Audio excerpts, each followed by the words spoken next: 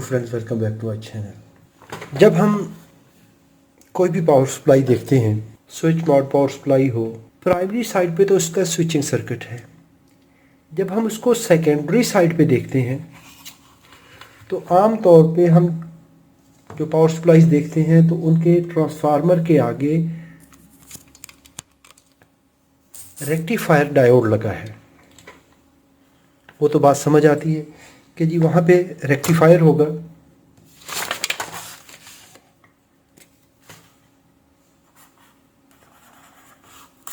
Transformer की primary हो गई, सेकेंडरी हो गई, इसमें एक भी रेक्टिफायर हो सकता है, ब्रिज भी हो सकता है।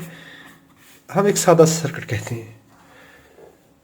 जितने वोल्टेज आएंगे वो वोल्टेज सीधे आगे चले जाएंगे। रेक्टिफाई हो गए कैपेसिटर पे और कैपेसिटर उसको स्मूथ करेगा और हमें आउटपुट मिल जाएगी। ये है अनकंट्रोल्ड रेक्टिफायर। जितने वोल्टेज आए, डायोड ने 0.2 0.3 अगर शॉर्ट की है, अगर सिंपल है तो 0.7 1 वोल्ट रखेगा तो हमें आउटपुट मिल जाएगी। इसको कहते हैं अनकंट्रोल्ड रेक्टिफायर, अनकंट्रोल्ड रेक्टिफिकेशन भी कहते हैं। और ये हमारा सिस्टम जो है ये अनकंट्रोल्ड रेक्टिफायर है, यानी इसमें हमारे पास जो आउटपुट आई सेकेंडरी में वही आउटपुट में मिल जाएगा। लेकिन कुछ सर्किट हमें ऐसे देखने को मिलते हैं जहाँ पे रेक्टिफायर इस्तेमाल नहीं होता, वहाँ पे मॉसफेट इस्तेमाल हो रही होती है। वो कैसे काम करती है? इस सर्किट को कहा जाता है एक्टिव रेक्टिफायर या सिंक्रोनियस रेक्टिफायर। सेकेंडरी साइड में मॉसफेट को इस तरीके से कंट्रोल करना कि आउटपुट के वोल्टेज मेंटेन रहें। अभी अगर बात करते हैं प्राइमरी साइड की, तो प्राइमरी में पीडब्ल्यूएम कंट्रोलर होता है। वो करंट भी मॉनिटर करता है, वोल्टेज भी मॉनिटर करता है। इस सर्किट में अगर देखेंगे तो यहाँ पर पीडब्ल्यूएम कंट्रोलर लगा हुआ है। ये पीएफसी भी है, कम्बो कंट्रोलर लगा है। पीएफसी को भी कंट्रोल करेगा और पीडब्ल्यूएम यानी फ्लाई बैक को कन्वर्ट करेगा, फ्लाई बैक को कंट्रोल करेगा। सेकेंडरी साइड पे ये जो इसका एडिशनल सर्किट है, ये आप कह सकते हैं कि एक एक्स्ट्रा लेयर लगा दी सेफ्टी की आपने। ये असिस्ट करेगा कि वोल्टेज को मज़ीद रेगुलेट करे और करंट को प्रोटेक्ट करे ओवर करंट कंडीशन से। बिल्कुल सेम जो हमारा फीडबैक नेटवर्क होता है TL431 वाला, उसी तरह का इसके अंदर फीडबैक नेटवर्क भी है। वोल्टेज को सेंस करेगा, ऑप्टो कपलर को ड्राइव देगा। तो उसके लिए जो आईसी इस्तेमाल हुई है यहाँ पे TEA 1761T आईसी इस्तेमाल हुई है। इस सर्किट को आज हम स्टडी करते हैं, प्रैक्टिकल सर्किट देखेंगे, फिर इसको प्रैक्टिकली ऑसिलोस्कोप पे देखेंगे। यहाँ पर मॉसफेट है।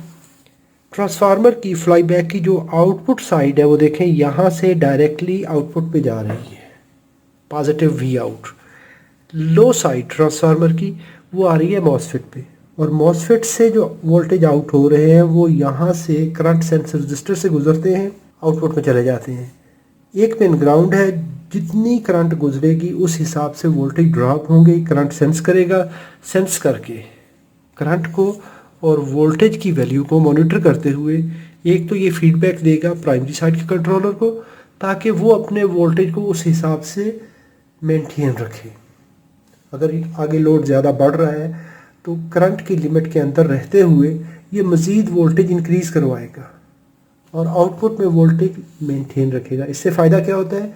एक तो एडिशनल रेगुलेशन आ जाती है, रेगुलेशन की जो क्वालिटी है वो ज़्यादा इम्प्रूव हो जाती है, और करंट वो लिमिट में रहती है। ये सर्किट खुद भी डैमेज नहीं होता, अगले सर्किट को भी ओवर करंट नहीं होने देता। वोल्टेज इंश्योर करेगा, वोल्टेज इससे ज़्यादा आगे नहीं जाएंगे। ये लैपटॉप चार्जर में, इलेक्ट्रोमेडिकल में, बायोमेडिकल इक्विपमेंट में, वहाँ पे ये चीज़ें इस्तेमाल हो रही होती हैं। यहाँ पर TEA 1761 आईसी इस्तेमाल हो रही है। TEA 1761 आईसी इस्तेमाल हो रही है। 8 पिन आईसी है। इसके मुख्तलिफ ये फंक्शंस हैं कि ये एक्स्ट्रा रेगुलेशन देता है और असिस्ट करता है, ऑप्टो कपलर को कंट्रोल करता है, under voltage protection, over voltage protection, ये सारी चीज़ें यहाँ पर बताता है। इससे हमारा लेना देना नहीं है। इसके बाद बारी आती है पिन आउट की। पहली है SR sense, synchronous rectifier sense. Synchronous rectifier sense ये वाली सेंस पिन है, जब ये यहाँ पर सिग्नल आता है तो इसका अपना जो सर्किट है वो एक्टिव हो जाता है मॉसफेट के गेट को ड्राइव देने के लिए यहाँ पर। लेकिन कितनी ड्राइव देनी है डिपेंड करेगा कि वोल्टेज कितने हैं।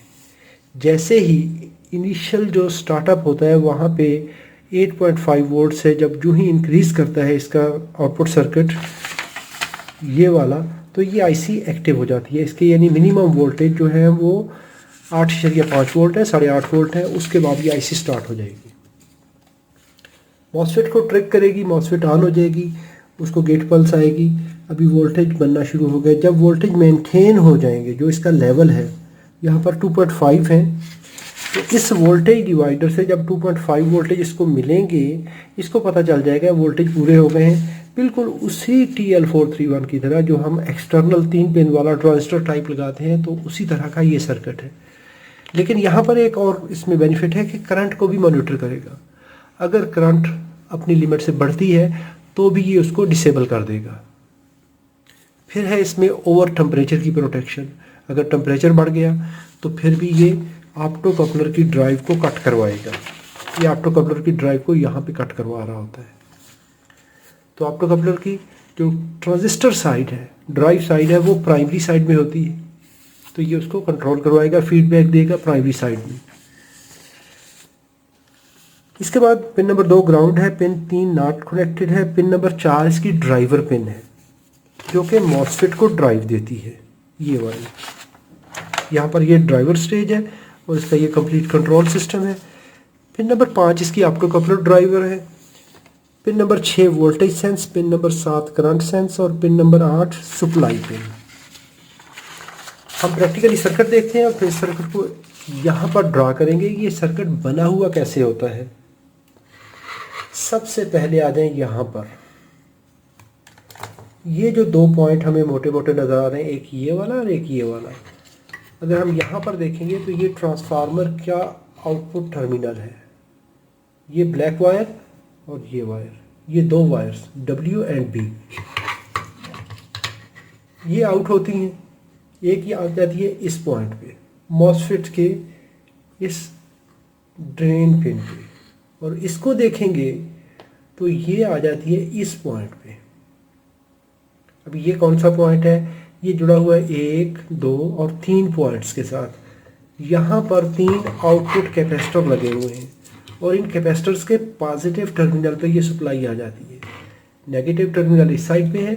तो ये जो 3 पॉइंट हैं ये वाले, यहाँ पर ये सप्लाई आ गई। अभी इस सर्किट को हम ड्रा कर लेते हैं। मैं ट्रांसफार्मर की सेकेंडरी बनाता हूँ, प्राइमरी की हमें ज़रूरत नहीं है एज सच। यहाँ से ये हमारी आउटपुट आई, यहाँ पर आ जाती हैं 3 कैपेसिटर हमारे पास जो कि आउटपुट कैपेसिटर है।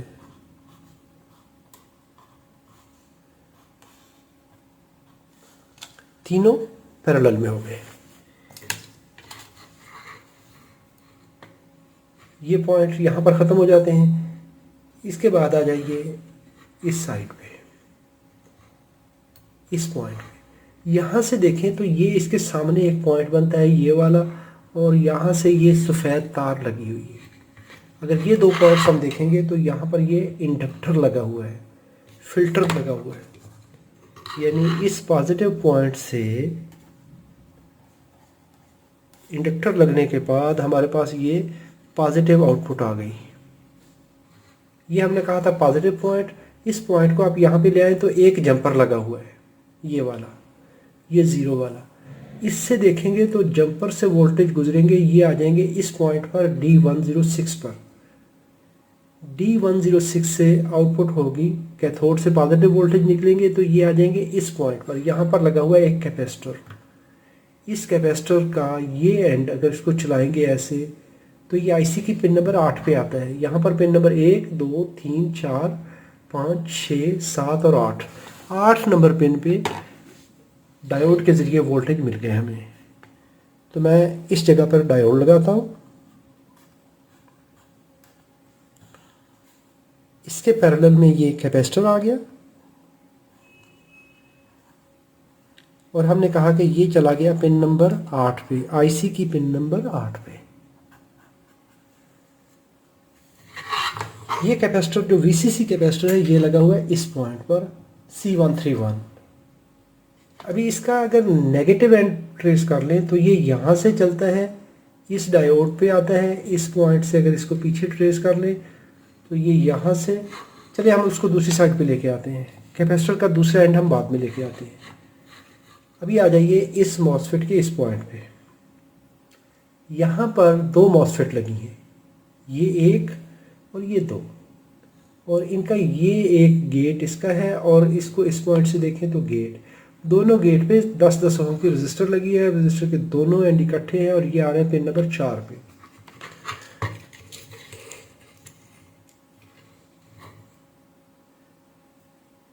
FKP 202 मॉसफेट है, FKP 202 मॉसफेट है। इसकी स्पेसिफिकेशन में पिन नंबर 1 इसका गेट है, पिन नंबर 2 ड्रेन है, पिन नंबर 3 जो राइट साइड पे है वो सोर्स है, एक इसमें बॉडी डायोड है।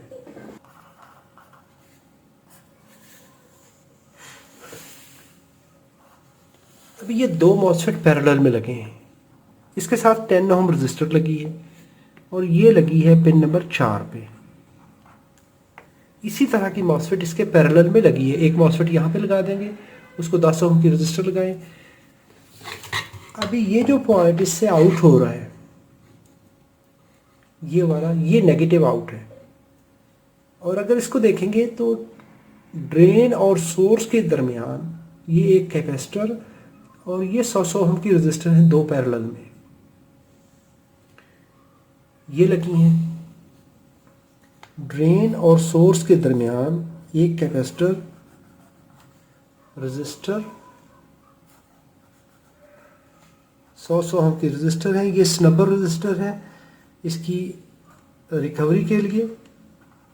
इस पे एक पॉइंट ये है, ये कैपेसिटर का नेगेटिव टर्मिनल है, ये कैपेसिटर का नेगेटिव टर्मिनल है, ये कैपेसिटर का नेगेटिव टर्मिनल है, यानी यहाँ से ये जो वोल्टेज आउट हुए ये यहाँ पर कैपेसिटर्स पर भी जा रहे हैं।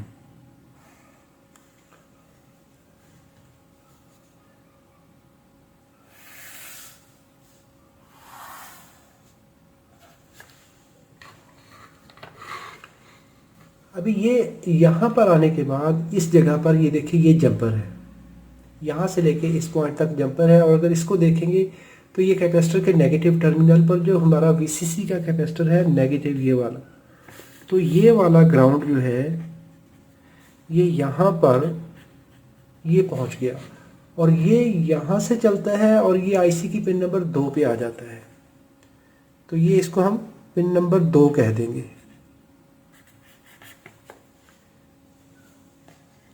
पॉजिटिव टर्मिनल 8 नंबर पिन पे, कैपेसिटर का नेगेटिव टर्मिनल पिन नंबर 2 पे, और ये जुड़ा हुआ है यहाँ पर। अभी ये जो मोटे वाला पॉइंट है यहाँ पर कैपेसिटर्स के बाद, इस पे देखेंगे तो ये एक इस पे मेटालिक बार लगी हुई है, ये वाली, ये है हमारी करंट सेंस रजिस्टर। यहाँ से जब ये पॉइंट आउट होता है तो इसके बाद ये पहुँच जाता है इस जगह पर। पॉजिटिव सप्लाई हमने यहाँ से गुजारी थी, नेगेटिव सप्लाई अभी यहाँ से गुजरेगी ग्राउंड साइड। तो ये इसके बाद यहाँ पर इंडक्टर से गुजरने के बाद जो आउटपुट फिल्टर है, फिल्टर के दो हिस्से हैं, एक साइड पॉजिटिव में, एक साइड नेगेटिव में। तो हमारी ये सप्लाई यहाँ से नेगेटिव आउट हो जाती है, लो आउट हो जाती है।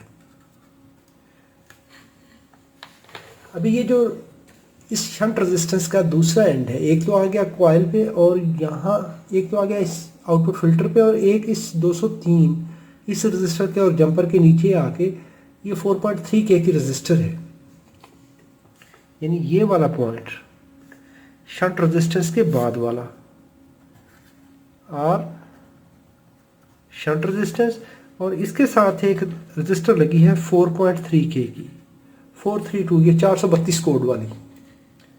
अगर इसको देखेंगे तो यहाँ पर ये आ रही है पिन नंबर 7 पर, पिन नंबर 7 कर देते हैं, तो पिन नंबर 7 पे ये आई सेंस का सिग्नल आ गया। कितनी करंट गुजरी यहाँ से लेके यहाँ तक, इससे जितनी करंट गुजरेगी वोल्टेज ड्रॉप होंगे। अभी आईसी को ग्राउंड मिला हुआ है, ग्राउंड से कितना ये पिन ऊपर जाएगी ये सेंस करेगी आईसी। इसके बाद आ जाइए इस पॉइंट पर, ये जो पॉजिटिव वोल्टेज कहे थे, यहाँ पर 105 के की रजिस्टर है 1053 और इसके आगे 1202 12 के की रजिस्टर, ये दो कंपोनेंट लगे हैं।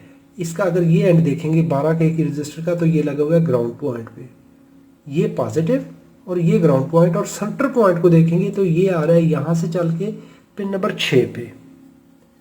मैं कह दूँ ये वाला पॉइंट एक रजिस्टर, दूसरी रजिस्टर, ये हो गया ग्राउंड।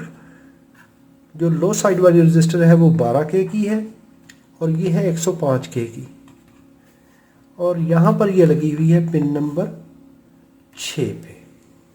अभी पिन नंबर 6 को वोल्टेज की फीडबैक मिल गई। आगे देख लें पिन नंबर 5। इसके बाद पिन नंबर 5 को देखेंगे तो यहाँ से ये सिग्नल आउट होता है, इस जंपर के नीचे से होता हुआ यहाँ पर ये हमारे ऑप्टोकपलर के कैथोड पे आ जाएगा ये सिग्नल। और ऑप्टोकपलर का एनोड दूसरी साइड पे ये देखें तो ये यहाँ पर 102 1 किलो ओम की रजिस्टर है, इसके बाद जंपर है और यहाँ से ये पॉजिटिव लाइन पे, यानी हम कह सकते हैं कि पॉजिटिव लाइन पे ये वाला 1K का रजिस्टर, इसके बाद हमारे ऑप्टोकपलर का एनोड और कैथोड आ जाता है यहाँ से आके पिन नंबर 5 पे। और इसके पैरेलल में ये एक रजिस्टर लगी है जिस पे 222 कोड लिखा हुआ है, ये वाला, तो ये है इसकी बाइसिंग रजिस्टर। अभी हमारा ये वाला ऑप्टोकपलर जो है इसका दूसरा एंड ये चला जाता है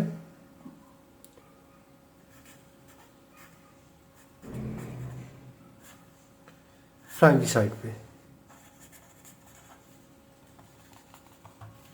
यानी ये ऑप्टोकपलर इसके साथ जुड़ा हुआ है, ये इसका हिस्सा है। ये प्राइमरी साइड है, ये सेकेंडरी साइड है।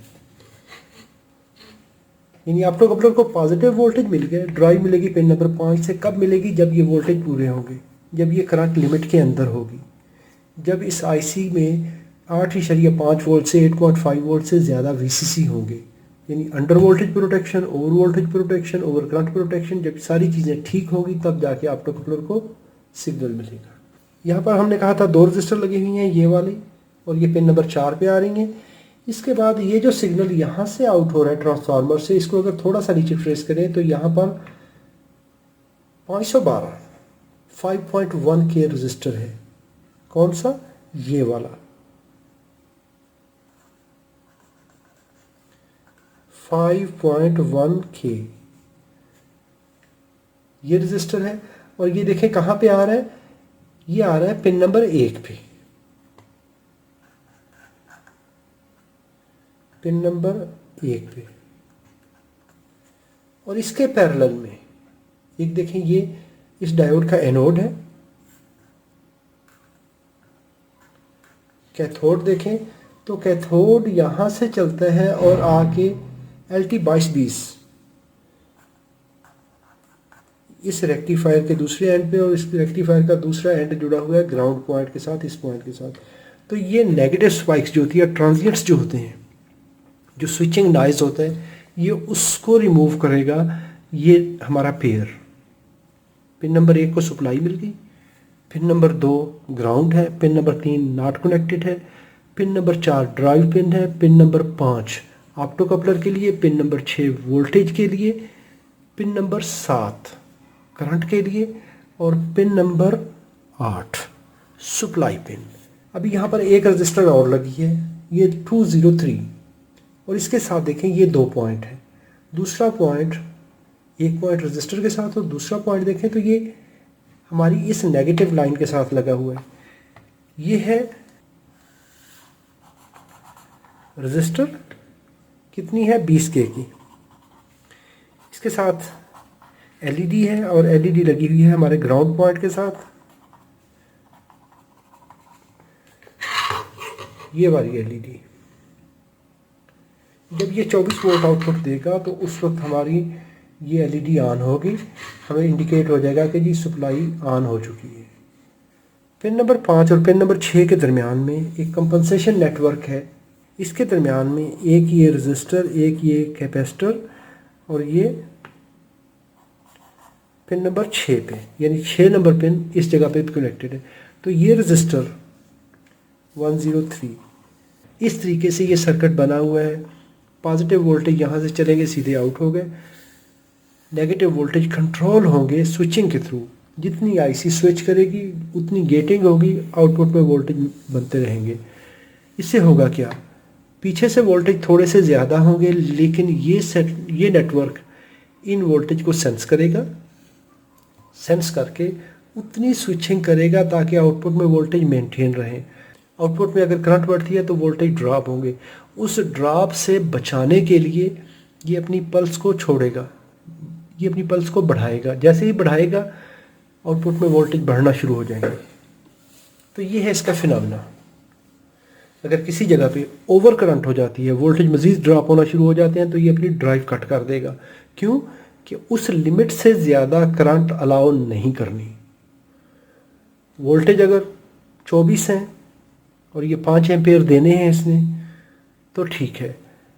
अभी वोल्टेज ड्रॉप होंगे, करंट भी बढ़ेगी। अगर करंट बढ़ना शुरू हो जाती है, 5 से ज़्यादा होने की कोशिश करती है, वोल्टेज ड्रॉप होते हैं, तो इसको पता चल जाएगा ओवरलोड हो रहा है, फ़ौरन से ड्राइव कट करेगा। चलिए अभी इसको प्रैक्टिकली टेस्ट करते हैं। अगर आपको इलेक्ट्रॉनिक्स में अच्छा एक्सपीरियंस नहीं है तो ये प्रैक्टिस ना करिएगा, क्योंकि इसमें लाइव वोल्टेज है। जब भी पावर अप्लाई हो तो प्राइमरी साइड को कभी भी टच नहीं करेंगे, क्योंकि ये लाइव साइड होती है।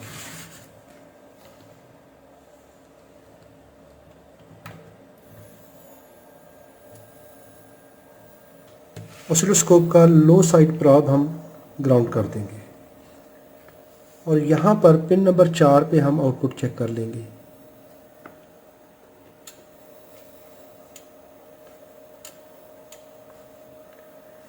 ये ड्राइव पल्सेस हैं बग़ैर लोड के।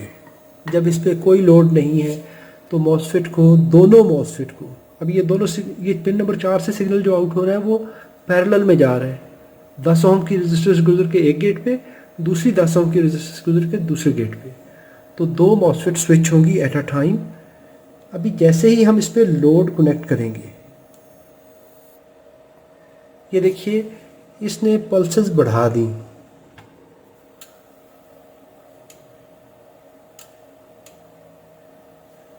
तो पल्सेस की जो वैल्यू है वो इंक्रीज हो जाएगी।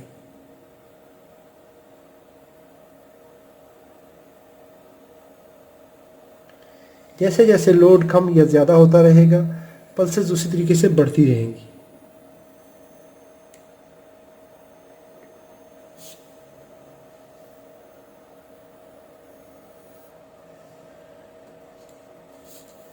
अब यहाँ पर जैसे जैसे लोड इंटरमिटेंट हो रहा है, देखें तो पल्सेस भी उसी तरीके से कम या ज़्यादा हो रही हैं।